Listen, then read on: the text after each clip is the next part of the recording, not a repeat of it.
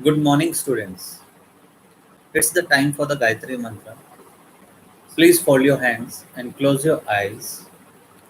Om Bhur Swaha Tatsaviturvarenyam Bhargo Devasya Dhimahi Dhiyo Yo Na Prachodaya. Om Bhur Swaha Tatsaviturvarenyam Bhargo Devasya Dhimahi धियो यो न प्रचोदयात् ॐ भूर्भुवः स्वः तत्सवितुर्वरेण्यं भर्गो देवस्य धीमहि धियो यो न प्रचोदयात् धियो यो न प्रचोदयात्. So good morning, students. So yesterday we have completed the chapter 3, US hegemony in the world politics. So today we are starting with a new chapter, chapter number 4, alternative centers of power. So students, we have seen the end of the bipolar world when the two powers were there, and after the disintegration of USSR in 1991, we see the hegemony of the USA, United States of America. With the time, it was realized that only alternative centers of power could put a restraint on American dominance. Generally, if we talk about the European Union was formed, EU, which was called as EU. And in Asia, one organization was formed with the countries like Malaysia, Thailand, Indonesia, and Philippines, which were called the ASEAN. ASEAN means Association of Southeast Asian Nations. So, and China emerged as reckoning forces.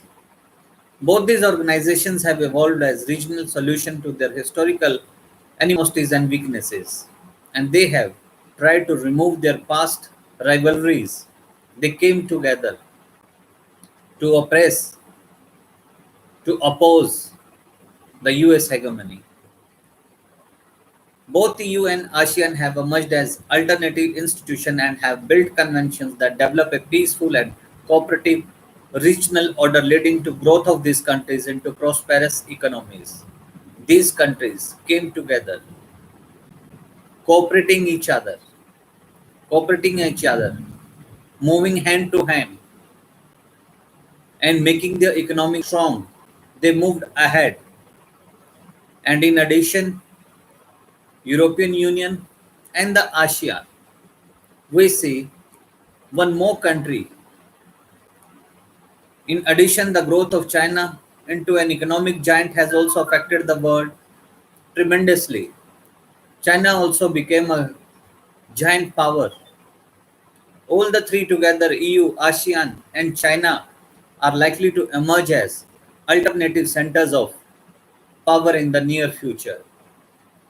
So, students, on the page number 51, two pictures are given.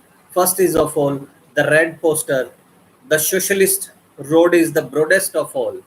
So, as earlier we have read that China and USSR, these were the socialist countries. Communist form of governments were formed. And they knew that the socialist road is the broadest of all, making the egalitarian society. Represents the ideology that guided China during the early phase after the revolution. The next pic you see, the city of Shanghai, the symbol of China's new economic power. You can see the development of the China. So moving ahead, students,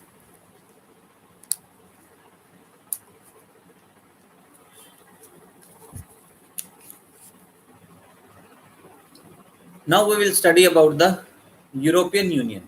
One by one, we will take the alternative centers of power. First is the European Union, then we will read about the ASEAN and then about the China in this chapter. The end of Second World War led to European leaders to grapple over the question: should Europe revert to its old rivalries or should create the new institutions? Because the First World War and the Second World War ruined the economy of the European nations. Now they wanted to come together. They want to forget their rivalries of the past. Now they wanted to create the new institutions for the development of the nations. The Second World War destroyed various assumptions and structures on which the European hegemony had been built. In 1945, European economies had been ruined. The war also devastated the assumption and foundation on which European economy was based. So before beginning, students, one more picture I want to show you. On the right hand side, you will see the picture, the European Union flag. This is the European Union flag. It is consist of the 12 stars on it in a sphere shape. The circle of gold star stands for solidarity, and these stars stands for the solidarity and the harmony among the people of Europe. It has 12 stars, as number 12 is traditionally the symbol of. It is the symbol. 12 stars are the symbol of perfection, completeness, and the unity. Moving ahead, students, the Cold War after Second World War once again had to European integration. USA provided a, in the earlier chapter also we have seen that a Marshall Plan was started by the America to boost up the economy of the European countries. So the Marshall Plan led to establishment of Organization for European Economic Cooperation. So they have started making a European countries started making a cooperation called the OEEC, European Economic Cooperation in 1948. To provide aid to Western European countries, OEEC emerged as a forum for trade and economic cooperation for West European states to foster political cooperation. The Council of Europe was set up in 1949. The process of economic integration of West European states culminated in the formation of European Economic Community in 1957. After the OEEC, the European Economic Community was formed in 1957. The creation of European Parliament gave a political dimension to it, and European Parliament was also made. The disintegration of Soviet Union resulted in the emergence of a number of new states. It even put European integration on a rapid track, leading to formation of European Union in 1992. Foundations were thus laid for vital cooperation on justice and domestic affairs, evolution of a common foreign and defense policy, and establishment of a single currency. So students, they have European Union have made their own parliament, they have made their own military, they tried to boost their own economy. OEEC and the EEC means European Economic Community was formed in 1957 to boost up their economy, and they have developed a single currency. Its name was Euro. Students, if I tell you how much the value Euro have in the Indian rupees, that is 83.29 paisa. 83.29 paisa. If I talk about the euro to dollar, then 1.09 US dollar. That EU have the more value than the US dollar. So students, moving further ahead, the EU has gradually evolved from an economic unity into a political unison. Unison means the adjustment they have done. Though efforts for a common EU constitution have still not yielded results. EU has its own flag and anthem, founding date and currency. It even had tried to evolve a common foreign and defense policy. Vis-a-vis other states, the EU has expanded its areas of cooperation while admitting new members from the former Soviet bloc. Earlier, the EU is having its founder countries from the West Europe, and after the disintegration of the Soviet Union, the Eastern European countries also moved in this EU, European Union.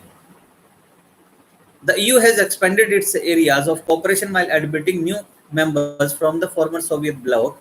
The shift as people of several countries are skeptical and apprehensive about surrendering of the sovereign powers of their governments to the EU. Reservations on admission of certain new members have also been made. The European Union has considerable political, military, economic, and diplomatic influence. EU with a GDP of over $12 trillion according to the 2005 is the biggest economy in the world, surpassing even that of the USA. In USA hegemony chapter also we have studied that no doubt that USA has having the good capacity of the military power. But we have read in that chapter also that in the uh, structural power and in the soft power, the European Union is giving the tough competition to the America. Its currency euro can pose a serious threat to hegemony of US dollar. EU shares of world trade is 3 times bigger than that of a USA. अगर उनके business की अगर हम बात करें, trade की बात करें, यूरोपियन यूनियन ऑर्गेनाइजेशन का जो ट्रेड है वो 3 गुना ज्यादा है यूएसए से. The economic power of European Union gives its power to influence neighbor as well as Asian and African countries. EU also function as a coherent unit in international economic organization like the World Trade Organization (WTO). Even EU has a diplomatic and political power and influence. Its members like Britain and France are permanent members of the United Nations Security Council.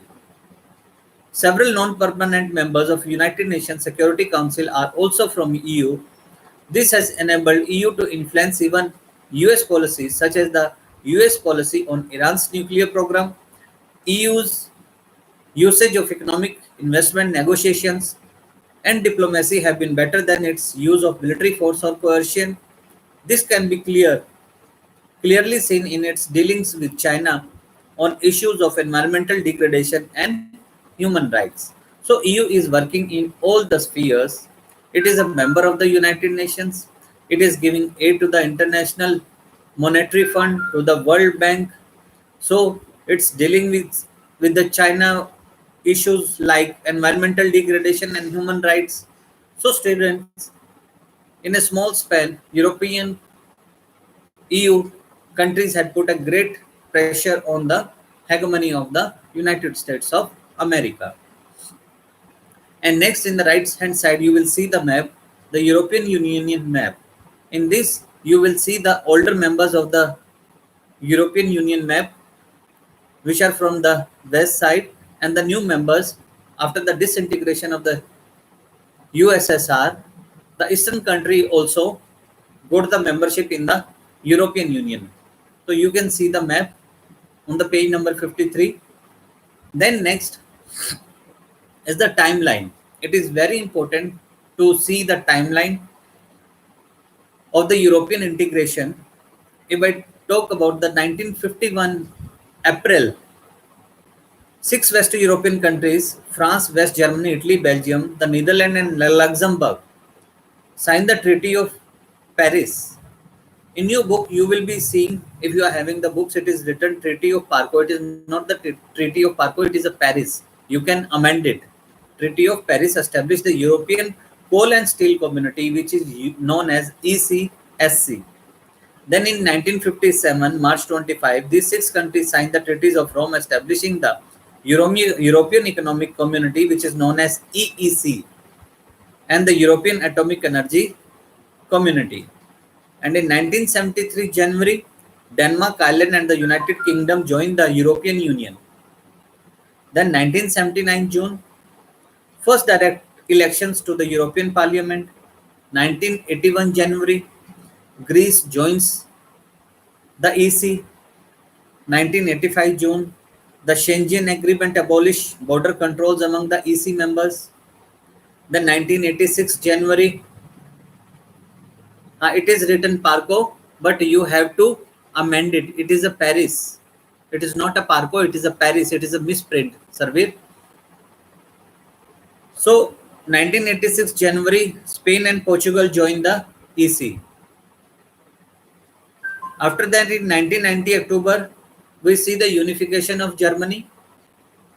1992 February 7, the Treaty of Maastricht. Maastricht is in Netherlands. Maastricht is in Netherlands. Was signed establishing the European Union. In this Maastricht, in this treaty, the European countries, what the task they have done, citizens of EU can reside and move freely between member states. It was a great thing that the Maastricht Treaty had done, that the citizens of European countries or the member states can move and reside and freely move between the member states. So 1993, the single market was created. 1995 January, Austria, Finland, and Sweden joined the EU. Then 2002 January, Euro, the new currency, was introduced in the 12 EU members. 2004 May, 10 new members: Cyprus, the Czech Republic, Estonia, Hungary, Latvia, Lithuania, Malta, Poland, Slovakia, and Slovenia joined the EU.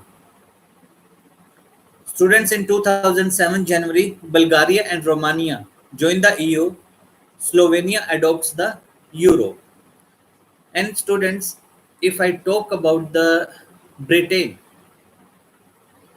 earlier it was the member of the European Union, but in 1st January 2020, it has moved away from the European Union. After the 47 years, Britain became the member in 1973, and after 47 years, that is 1st January 2020, it has moved away from the European Union, which is known as Brexit. Brexit means exit of the Britishers. Exit of the Britishers. Brexit. So, students, moving further,